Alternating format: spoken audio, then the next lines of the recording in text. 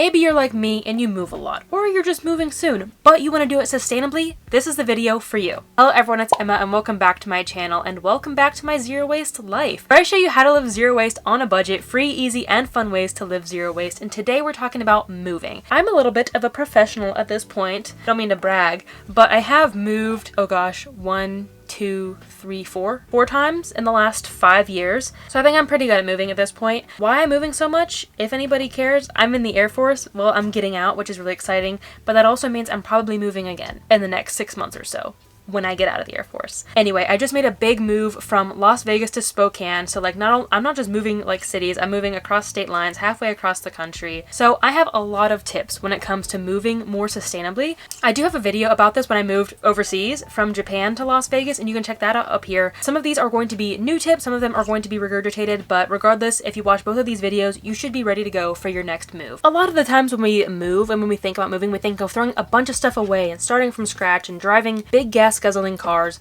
and using a bunch of disposable stuff like paper and boxes, but it doesn't have to be like that. So today we're going to cover everything from starting to move to the ending move and getting set in your new city and everything in between. If you're new here, don't forget to hit the subscribe button. I would love to have you join this community over here. We do zero waste on a budget and practical environmentalism. And if you enjoy this video, don't forget to give it a thumbs up. My first tip is to just use what you have. Instead of going out and buying new shipping boxes, packing boxes, new packing paper, and so forth, just use boxes you already have. For me, we always knew when we were moving. We started hoarding boxes pretty much as soon as we started to get to Las Vegas because we knew we were going to need those boxes again in 2 years or so. And so stuff when we ordered from Imperfect Foods, those boxes are perfect. So if you order from stuff like that, any boxes you might get from Amazon or Target or wherever else you online shop, especially bigger boxes, and boxes that are not like weirdly shaped, stuff that will fit into a truck nicely. I'm really sorry if the birds are loud, by the way. Mochi's watching them. Probably can't see her. But this also goes for stuff like newspaper and packing paper, bubble wrap,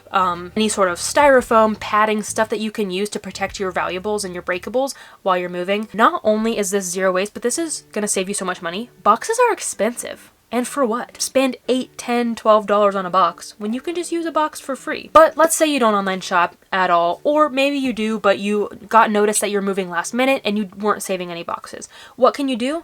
You can go to a cardboard recycling bin. How many stores have these? Like if you don't want to go to a recycling center, you can probably drive around the back of any big box store. So think Walmart, Target, Kohl's, any mall probably, Barnes and Noble, any store that's gonna have big boxes. I used to work in food. My first move, I kept a lot of the boxes from our food stuff and our like cups and stuff, and I used those to move originally. So just use boxes that someone else already has. Or if none of that works for you, ask on Facebook. We're going to talk about this a little bit later. Join your local Buy Nothing group before you move. And on your local Buy Nothing group, you can ask for boxes. Be like, hey, I'm moving. Does anybody have any large boxes I can use, or any newspaper, any packing paper, whatever it may be that you need for your move. So if you don't already have it, I'm sure someone else does, and prevent all of this stuff from ending up in the landfill and prevent you from buying anything new. Next, another one to just completely avoid disposables, whether you already have like the packing paper in the boxes or not. If you just want to use something reusable, wrap your breakables in clothing instead of paper. This will also help you save space, because now all you need to do is find a space for your breakables and your clothing, not your breakables and your clothing. That might have been confusing. When you're stacking your breakable plates or picture frames, just lay a t-shirt in between each layer to help prevent them from breaking and scratching. And also, of course, this is reusable because when you get to your new home, you can wear that shirt. And similar to that is just to really focus on preventing things from breaking. Of course, this will save you money. A lot of this comes down to saving you money and also preventing waste. Because now, by avoiding breaking stuff, you don't have to rebuy that stuff in the future if it does break. Next tip is to pack as small as possible. Really work on your Tetris skills packing stuff. Obviously, you don't want to pack stuff too tight that it breaks, but you also don't want to pack it too loosely that it might break, that they wiggle around too much. This really comes down to having to reduce the amount of trucks that you have to use, shipping trucks, U-Hauls, whatever you may be using. For example, one time when I moved with my mom in high school, we were just moving like across town, so we didn't have to rent a truck or anything. We made multiple trips. If you're doing something like that, you're moving across town, packing as tightly and as efficiently as possible will also prevent you from making multiple trips across town, which will save you money and save the environment. But of course, especially when it comes to like renting a U-Haul, that can get pretty expensive. So the more compactly you pack, the fewer trucks you have to rent, the fewer cars that are on the road, and the less gas that's being burned. Just a little bonus tip, if you have a choice and you're moving overseas. When I was moving back from Japan, we didn't have a choice on whether stuff, maybe we did. I think we had 2 shipping options. We had like a quick ship and we had a slow ship, and we could decide what the priority of stuff that we needed. One was a plane and one was a literal ship. It was on a boat. So if you have the choice, you can also choose to like put stuff on a boat, put stuff on a train, rent an electric truck instead of using like a semi or a gas guzzling truck, or even a plane. The next tips have to do with donating and decluttering, and I do have a full declutter playlist that you can check out up here, as well as 2 recent videos that I made about decluttering my entire home in Las Vegas and how I got rid of stuff responsibly and sustainably. You can check all those videos out down below. But in short, think before you throw away. This could be like a catchphrase of my channel. I say this all the time. Often, at least in the United States, we are so wasteful that we just think, oh, I'm just gonna throw that away. But there are so many things you can do before throwing it away. You can donate it. You can give it away for free. You can sell it. I guess donating is throwing it away, giving it away for free. You can give it to a friend. You can recycle it. You can upcycle it. There are so many steps you can take before putting it in the landfill. And of course, this does depend on like how short of a notice you get when you're moving. I'm like specifically talking about military families here. A lot of us do get short notice, like, hey, you need to move in 2 weeks. You don't really have much time to think about donating things and getting rid of things sustainably and responsibly, so do what you can. If you have plenty of time, like for us, we knew we were moving at the end of March of this year, like 2 years ago. So we knew ahead of time to start decluttering early so that we could get rid of stuff responsibly and avoid the landfill as much as possible. But when you are thinking about donating, donate responsibly. And if you're like, what does that even mean? Isn't all donations responsible? No. I have a full video on why big chain thrift stores aren't actually as sustainable as we think they are, and you can watch that video up here. But in short, a lot of our donations there are just too much for these stores to handle because we consume so much, we have to donate a lot of stuff. So this all comes down to overconsumption. They can't handle what they're receiving, so a lot of it does get shipped overseas and for someone else to deal with. A lot of it still ends up in the landfill. What this comes down to is don't donate trash. Check before you donate, because a lot of stores do have rules on the size of things, the cleanliness of things, exactly what kind of items can and can't be accepted, as well as choosing a small thrift store instead. Again, they typically also can't handle what we're giving them because we're giving them so much, but they typically get fewer donations than big chain thrift stores because they're not as well known. So just call around, see who's accepting, so that way as few of your donations will end up in the landfill as possible. But let's say driving to your local Goodwill or your mom and pop thrift store is not your jam. You don't have time to do that. Use your local Buy Nothing group or No Buy group. Search for this on Facebook. This thing was a godsend. I think I posted them on YouTube as well in the form of shorts. I will leave them linked down below. 2 videos I made for TikTok and Instagram was literal garbage I got rid of on Facebook Marketplace / my Buy Nothing group for free. People wanted it. It was banged up shelves. It was wobbly chairs. It was RV couch that we had that was right there that didn't even have a frame. Someone wanted all this stuff. One man's trash truly is another man's treasure. Always check Facebook first. Even if you don't have a no buy group, just throw it up on Facebook Marketplace for free or OfferUp for free, any app for free. I can almost guarantee you someone will take it. This will really help you declutter sustainably and save you a ton of time. Once someone messages you, you can be like, okay, cool, it's on the porch. Come get it whenever you want. So this way you don't have to drive stuff to a thrift store. You don't have to worry about sorting it and worrying about what a thrift store will and will not take. This takes a lot of it off of you. But alternatively, you can make yourself a little bit of money. You can sell stuff that you're trying to get rid of as well. Again, Facebook Marketplace, OfferUp, Depop, ThreadUp, eBay. There are so many apps. I've talked about them before. If you want, you could literally just Google like secondhand apps if you're looking for something specific. But my go-to is typically Facebook Marketplace. I remember when I was moving with my mom again in high school, she sold so much stuff on Facebook and made so much money. So much money. So if you have the time and energy, you could literally make a pretty good amount of money with this. I didn't do too much selling. I mean, I made a couple $100, $500 or so. So like I still made decent money, and that was with me only selling stuff that I thought was really valuable, like our dining room table, our TV, my juicer, stuff like that. I wasn't worried about, oh, I don't want this tote bag anymore, I'm gonna sell it for $1 on Facebook. Like that was just too much energy for me. So I didn't personally want to do that. A lot of that stuff I either put up for free or sent to my local thrift store. But anyway, that's a great way to make a quick buck while you're moving. Again, I already talked about this a little bit, but I want to reiterate it again.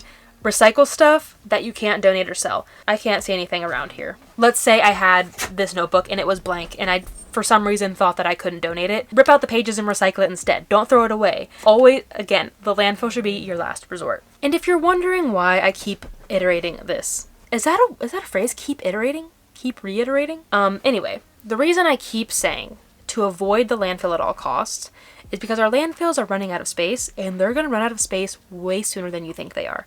So you can check out this video to learn more about why we need to be really cognizant of what we're throwing away and not throwing away loads and loads of stuff, because we don't have infinite space to put all this stuff. Not only that, but if it's something valuable, if it's something that can be reused and resold, why throw it away? Anyway, now that you've made your journey, you've arrived at your new home in your new city, your new state, wherever you're going to. Furnish your new home secondhand. Even if you're not starting from scratch, you might just be buying a few pieces here and there. Look secondhand first. This can be such a great way to save a ton of money. Make your house look really cute and like very personalized to you, and not just buying some box art, some big box art from a store that everybody has. And again, this is just maybe my personal ethics, but I will always go to a local thrift store again over Goodwill, the Salvation Army, just because they're still corporations. They're still probably making billions of dollars every year. I would rather support a local business, give my money to the local economy, to a single person, and not some corporation. Up to you, whatever's easiest, whatever you have access to. For example, in Las Vegas, it was such a far drive to get to a local thrift store, and Goodwill was 5 minutes away, so I went to Goodwill a lot of the time. But here in Spokane, small thrift stores galore. So whatever you have access to. Let's reel it back to the journey real quick while you're actually moving. If you're like me and it's a multiple day road trip for you to move to a different state or a different city, pack your own low waste snacks. This can just look like apples and oranges and bananas, some stuff that you doesn't have any plastic waste at all. This could look like making your own sandwiches instead of stopping at fast food, or even choosing fast food that is more eco-friendly. Not that any of them are like eco by any means, but what I mean is like Chipotle. You can wash and recycle their aluminum lids, and you can compost their paper bowls. Taco Bell, a lot of the times, is just paper. So look for stuff like that when you're looking for snacks. I also like to shop bulk snacks, like when we had Sprouts. There was always like fun stuff like gummy unicorns and granola and chocolate covered almonds in their bulk bins, stuff like that. As well as when we stop at gas stations and stuff, we always look for drinks in aluminum and glass. Maybe not glass anymore because glass is not widely recycled up here in Washington, at least on the east side. Shopping for recycled materials or recyclable materials when it comes to snacks. And my last tip for you, once you're settled in, once you've refurnished your home secondhand, is to find your new zero waste community. Look like searching on Facebook, Zero Waste Spokane, and joining a group that way. This could look like going to get your library card, checking out your local zero waste store, your local bulk store, just getting involved that way. Maybe you could even search like zero waste your city. Like I would search zero waste, hashtag zero waste Spokane on Instagram or TikTok, and see if there's anything already in the community, a community is already available. And then I can join that community, make like-minded friends, get involved, and just be sure that my home is set up to be zero waste moving forward. Let me know your zero waste moving tips down below. I would love to hear them. Again, don't forget to check out my first iteration of that video up here. I'm really sorry about the birds. Mochi's so happy though. And again, don't forget to check out my decluttering videos as well. Those were a lot of fun, especially because if you didn't notice, I'm in an RV. If you haven't heard, I talk about it all the time. We moved from like a 2,500 square foot house into a 200 square foot RV. So we had to declutter literally everything. So the process was extensive. If you would like more videos like this, more videos about zero waste moving, zero waste tiny living, zero waste RV, zero waste recreation, I really do want to talk about more like zero waste hiking, zero waste outdoors in the future, because those are my two passions. So if you have any questions about those topics, let me know and I would love to cover them in a future video. Stay tuned for next week's video, so subscribe and hit the bell. I'm so excited for it. It is my favorite series I've ever created across any of my platforms, and that is Zero Waste on a Budget, or previously known as Free Ways to Live Zero Waste, Part 11. We are 11 parts and each part has 25 tips. So what is that? I can't do math. Well, 10 times 25 is 250. So that will make it 275 ways to live zero waste completely for free. And I know I have enough for a part 12, maybe even a part 13. So if you have any ways that you live zero waste on a budget, leave them down below. I want to keep that series going for infinity because I'm sure I can do it. They're literally the most random things I can ever think of, which makes them really funny too. But anyway, that's going down next week. What else? I'll go ahead and give you a little sneak peek for what I have planned for this summer. I can't believe it's May already. The year's flying by. I also have how to stay zero waste while you're going through big life changes. I'm working on the title. That's not a very good title. Things like moving. Like, how do you stay zero waste while you're moving? How do you stay zero waste when you have a baby? How do you stay zero waste when you get a new job? You know, when all these crazy things in life that happen to all of us happen. When you get sick, whatever. I also really want to do a laundry sheets update. I talked about laundry sheets in December. It's been quite the discourse in the zero waste community over the last 6 months or so, and I have some additional thoughts because everyone watched Shelby from Shelbizzle's video and was like, OMG, Emma, you're wrong. And I don't think I'm wrong. Unfortunately, I don't know where my script is. I wrote the script, I did the research for it. I have no idea where it is. I actually know exactly where I think it is. It's at work in Las Vegas. I left it on my work computer. And the worst part is it was on my personal drive. Like, I can't just have a friend go in and find it for me. It's on my personal drive. So that sucks. I'll have to start from scratch and I don't want to do that. I also have coming this summer, something I've never talked about that I've always wanted to talk about is the impact of the 4th of July, the impact of fireworks, and alternatives we can do to have a more eco-friendly 4th of July. That's all that I have for today. Thank you so much for watching. Again, if you enjoyed this video, don't forget to give it a thumbs up. Leave your zero waste moving tips down below. Has this been wobbly the whole time? Frick. Yeah, I think so. Well, that sucks. Oh well. Too late now. And again, don't forget to subscribe to join this community of zero waste on a budget living. I will see you next week. Until then, remember that your small actions have a big impact in the long run. Bye, guys. Let me know how you like this setup. I have only filmed a few times in the RV and I'm still not sure like where's the best to sit. So if you have had a preference thus far, let me know because I want it to look aesthetically pleasing and nice lighting. Yeah. Anyway, I show you every way.